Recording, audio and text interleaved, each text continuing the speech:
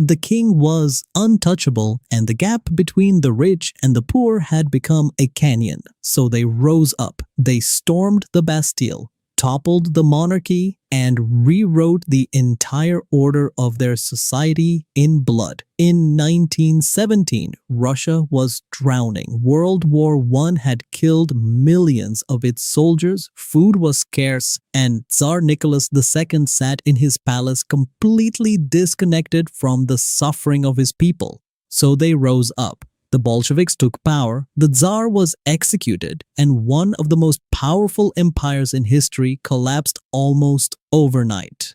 In 1959, Cuba was suffocating under a corrupt dictatorship backed by American money and military power. The inequality was staggering. Fulgencio Batista and his elites lived lavishly, while ordinary Cubans struggled to survive. So they rose up. Fidel Castro and a small group of rebels fought from the mountains, and within 2 years, they had taken control of the entire island. 3 different countries, 3 different centuries, 3 different cultures, but the same pattern. So here is the question that historians, economists, and political scientists are now openly asking, and it is a question that should make every American stop and think. Is America walking the same road?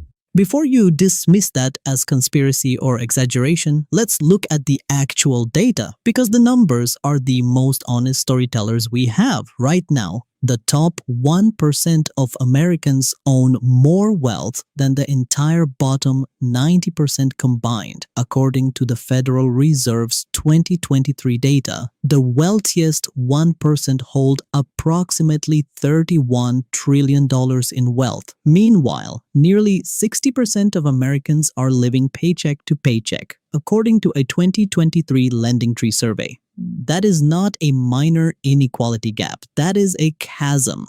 In pre-revolutionary France, the top nobility and clergy, which made up roughly 3% of the population, owned nearly 35% of the land while peasants starved. Sound familiar? In Tsarist Russia, the nobility controlled around 80% of the land while the peasantry had almost nothing. The Gini coefficient, which is the standard measure of economic inequality in late Tsarist Russia, was estimated to be catastrophically high. Today, the United States has one of the highest Gini coefficients among all developed nations, sitting around 0.49 as of recent measurements, according to World Bank data. That places America closer to developing nations than to Western Europe. But economic inequality alone does not make a revolution. History shows us there are 4 more ingredients. The first is institutional distrust. In France, the courts, the church, and the government were all seen as tools of the elite. In America today, Gallup's 2023 polling shows that only 14% of Americans have confidence in Congress. Trust in the Supreme Court has dropped to historic lows. Trust in mainstream media is near record lows. When people stop believing their institutions represent them, those institutions lose their legitimacy. The second ingredient is elite overproduction. This is a term coined by historian Peter Turchin, and it describes a situation where a society produces far more educated, ambitious people than the existing power structure can absorb.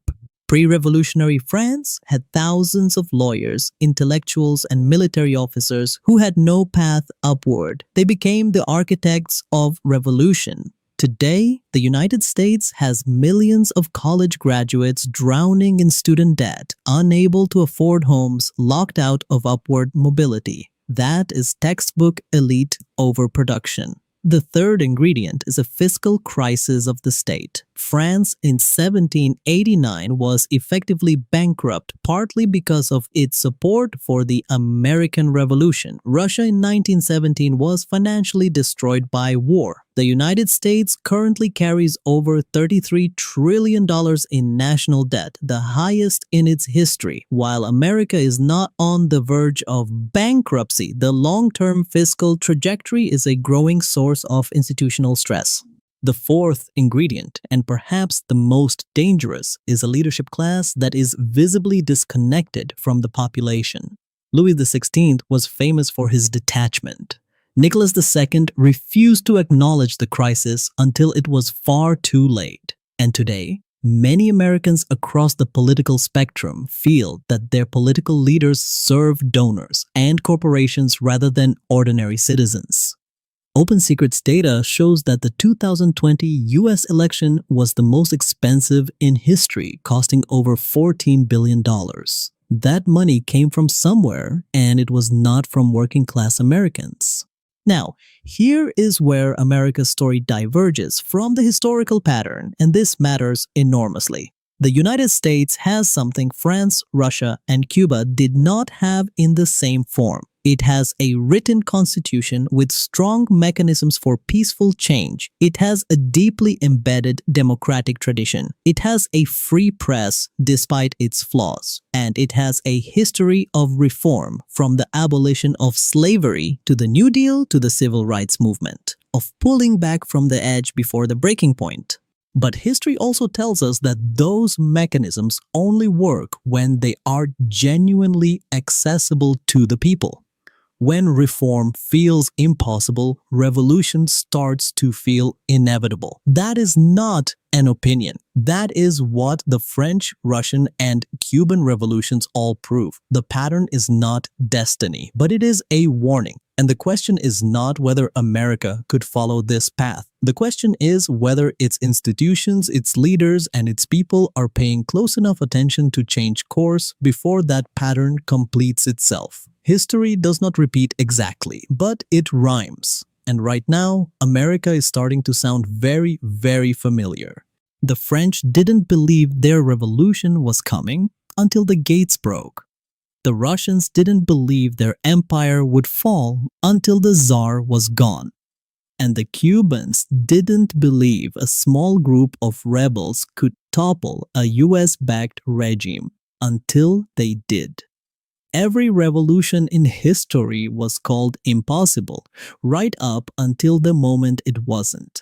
The people who study these patterns for a living are not panicking, but they are not dismissing the signs either, because they know that societies rarely collapse suddenly. They erode slowly, quietly, and then all at once.